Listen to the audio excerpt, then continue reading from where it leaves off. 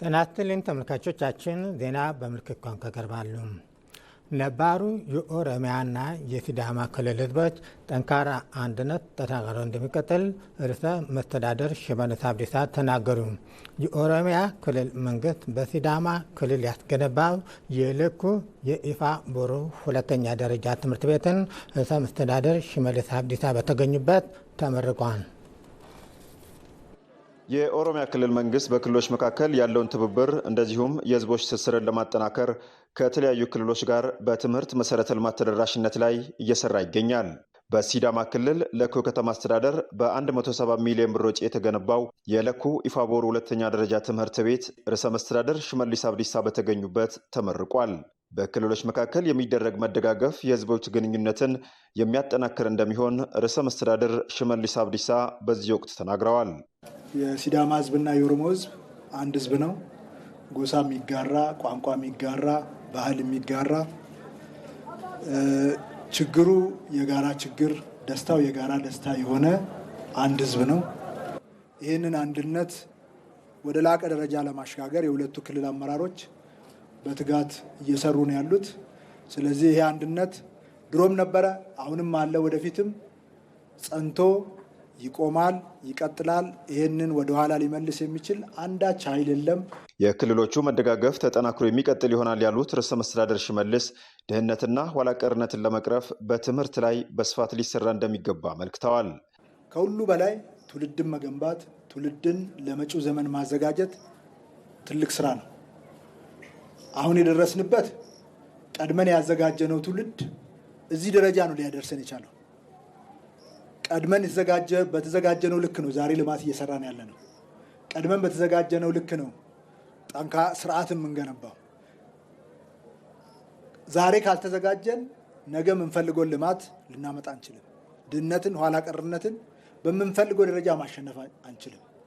ድህነትና ኋላ ቀርነትን በምንፈልገው ደረጃ ማሸነፍ ከፈለግን በዛ ደረጃ ትውልድን ማዘጋጀት ያስፈልጋል። ስለዚህ ትምህርት ላይ ትኩረት ተደርጎ በሁሉም መስክ መሰራት አለበት። ትምህርት ቤቱ መማሪያ ክፍሎች፣ ቤተ መጻሕፍት፣ ቤተ ሙከራና የአስተዳደር ህንፃን ጨምሮ መጸዳጃ ቤቶች የተሟሉለት ሲሆን የተሻለ ትምህርት ለማግኘት እንደሚያግዝ ተገልጿል። ትምህርት ቤቱ ሲገነባ እጅግ በጣም ደረጃው በጠበቀ ሁኔታ ተሰርቷል። ወደፊት አዳሪ ትምህርት ቤትም ይሆናል። ዘንድሮ ደግሞ መጀመሪያ ስለሆነ በሙከራ ደረጃ ተጀመረ እንጂ ወደፊት አዳሪ ትምህርት ቤት ሆኖ ያገለግላል ሲባል ሰምተናል። አደረጃጀቱ በጣም ደረጃ ጠበቀ ነው። ላቦራቶሪው ሁሉም ነገር ሰፍቲ ተጠብቆ ነው የተሰራው፣ ምንም ሳይቀር ማለት ነው። ውሃ ሴንሰር ነው። ተማሪ የሚጠቀምበት አንዳንድ ነገሮች በጣም ምቹ ናቸው። ከዳለ ወደዚህ ደግሞ ከዚህ ከሸበዲ ነው እንደዚህ አዋሳ ድንበርም ወደዚህ የመጡ ብዙ ልጆች፣ ሴቶች፣ ወንዶች እየተማሩ ነው። ብዙ ነው አሁን አይናቸው የተከፈተው። ብዙ በጣም ነው የተደሰተው። የተደረገላቸው እርዳታ፣ የትምህርት ቤቱ እርዳታም በጣም ነው የተደሰቱት እና ብዙ እርዳታ ነው አሁን ያገኘን ብለህ ነው። ደስታችን ወሰን የለውም። ስለዚህ እናመሰግናለን። ከትውልድ ወደ ትውልድ ትልቅ አሻራ ነው የጣሉት። በሲዳማ ክልል የትምህርት ጥራት ችግርን ለመቅረፍ የትምህርት አድሶ መርሃ ግብር ተቀርጾ እየተተገበረ እንደሚገኝ የክልሉ ርዕሰ መስተዳድር አቶ ደስታ ሌዳሞ ተናግረዋል። ዘርፉን ለማገዝ በኦሮሚያ ክልል የተደረገው ድጋፍም ትልቅ ፋይዳ ያለው ስለመሆኑ አመልክተዋል። የዚህ የነገ ትውልድ የሚበለጽግበትን ትምህርት ቤት በእነሱ ክልል ለኦሮሚያ ልጆች የሰሩትን በ170 ሚሊዮን እኛ ትምህርት ቤት ሰርተን አናውቅም። በዚህ ደረጃ ወጪ አውጥቶ ከፍ ባለ ስታንዳርድ ለወንድሞቹ ሰርቶ በማበርከቱ አንድ ጊዜ ላቅ ያለ ምስጋና አቀርቡልኝ። ይህ ትምህርት ቤት ምናልባት የሲዳማና የኦሮሞ ሕዝብ አንድነት ታሪክን እያወራን እንደመጣ ነው። የታሪክ በማይፋቅ ደረጃ በሲዳማዎች ልብ ውስጥ የታተመበት ስራ ነው። ትምህርት ቤቱ ዘንድሮ ለመጀመሪያ ጊዜም ተማሪዎችን ተቀብሎ የመማር ማስተማር ስራ ጀምሯል። መንግስት ለአፈር ማዳበሪያ ላይ 84 ቢሊዮን ብር ድጎማ ማድረጉን የግብርና ሚኒስቴር ለኢትዮጵያ ሬዲዮ ወቅታዊ ዝግጅት ገለጸ። በበጀት ዓመቱ 24 ሚሊዮን ኩንታል አፈር ማዳበሪያ ለማቅረብ እየተሰራ ነው ተብሏል። በዘንድሮ የምርት ዘመን በልግና መኸርን ጨምሮ ለመግዛት ከታቀደው 24 ሚሊዮን ኩንታል የአፈር ማዳበሪያ አብዛኛው መገዛቱን የግብርና ሚኒስቴር አስታውቋል። ከተገዛውም 9.6 ሚሊዮን ኩንታል የሚሆነው የአፈር ማዳበሪያ በጅቡቲ ወደብ ላይ ደርሷልም ተብሏል። ወደብ ላይ ከደረሰው ደግሞ 8.3 ሚሊዮን ኩንታል የሚሆነው ወደ ሀገር ውስጥ መጓጓዙንም ሚኒስቴሩ አሳውቋል።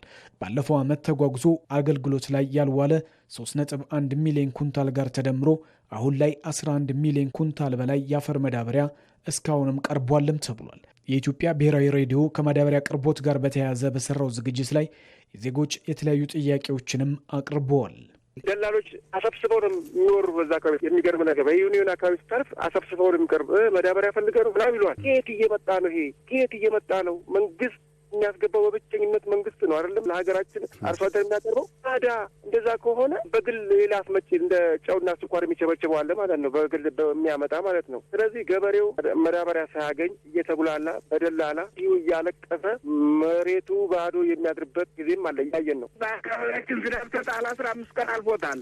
ማዳበሪያ ግን መጥቷል፣ እስካሁን አልተሸጠልንም። ስንጠይቅ ገና አልተተመነም፣ ዛሬ አይደለም ነገ ነው ተነገ ወዲያ ነው እያሉ ጉና አርሲ ዞን ጉና ወረዳ በዚህ ምክንያት ማዳበሪያ እስካሁን አላገኘንም እና የው መዝሪያ ወቅቱ እያለፈብን ነው።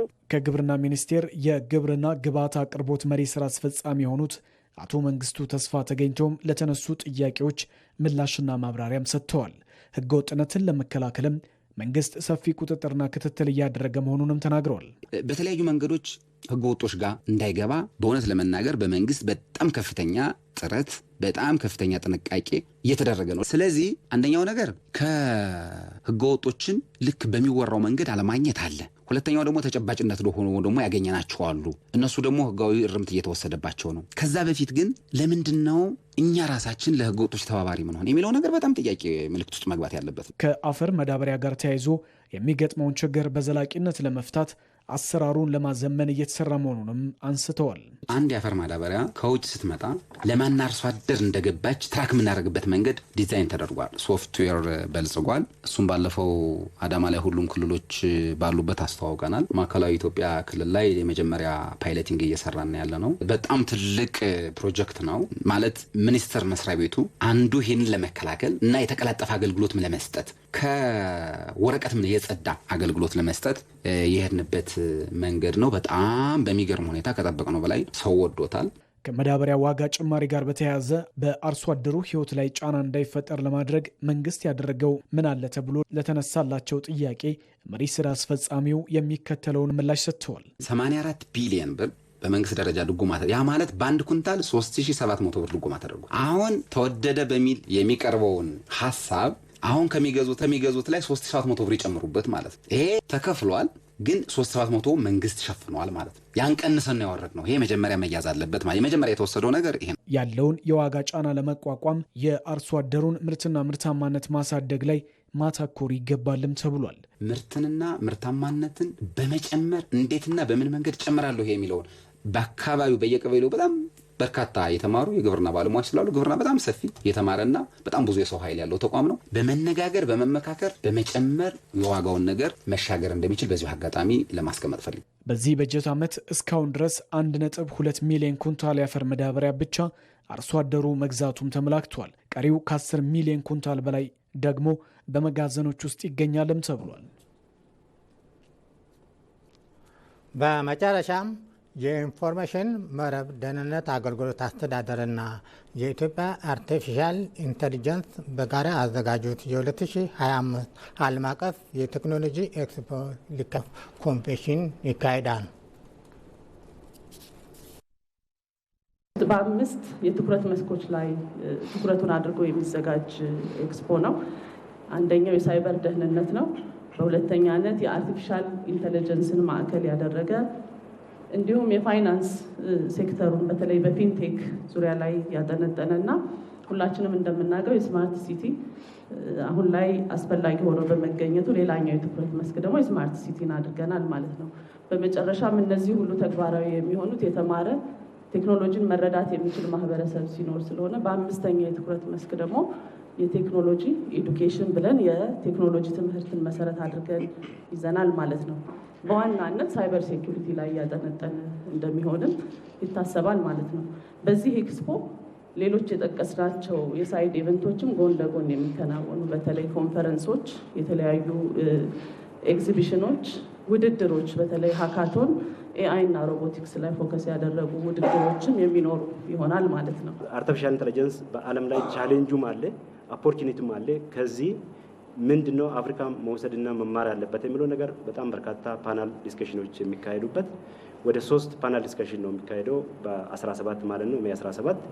እነዚህ ፓናል ዲስከሽኖች በተለይ የፖሊሲ ሜከርስ የሚገኙበትና ከአጠቃላይ ኦልሞስት ከአሜሪካ፣ ከቻይና፣ ከሚድል ኢስት፣ ከእንግሊዝ፣ ከዩሮፕ፣ ከፈረንሳይ የሚመጡበትና ከዩናይትድ ኔሽን ወደ 7 ሀገራትና ተቋማት የሚሳተፉበት አንድ ፓናል ዲስከሽን አለ።